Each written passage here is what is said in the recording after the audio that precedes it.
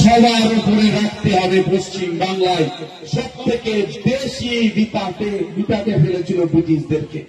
তাই এই মাটি সবসময় প্রতিরোধের মাটি, প্রতিবাদের মাটি, বিপ্লবের মাটি।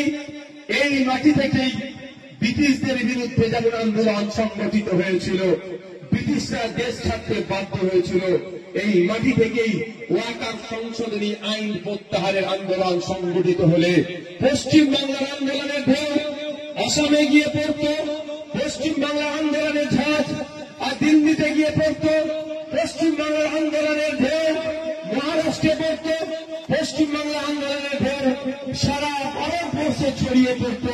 ঠিক যেভাবে কৃষক আন্দোলনের সময় সারা ভারতবর্ষের মানুষ সারা ভারতবর্ষের দিকে দিকে এমন আন্দোলন সংগঠিত হয়েছিল, পরিশেষে কেন্দ্র সরকার বাধ্য হয়েছিল যে কৃষক আইন আমি এখন প্রত্যাহার করে নিলাম বলে।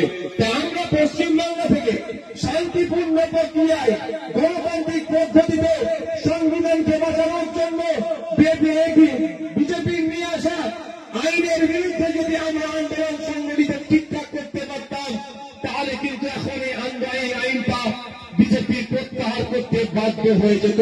ঠিক সেই সময় হয়তো বিজেপি মমতা ব্যানার্জিকে বলেছে, তোমার এই চাকরি চোর যেগুলো আছে, তোমার গরু চোর যেগুলো আছে, কয়লা চোর যেগুলো আছে, বালি চোর যেগুলো আছে, শিক্ষা চোর যেগুলো আছে, এই চোরগুলোকে আমি ধরবো না। আর যে কটা চোরকে ধরেছি আমি আস্তে আস্তে দিয়ে দেব, তুমি পশ্চিম বাংলায় একটা আন্দোলনের দ্বারা ভাবতে দিও না।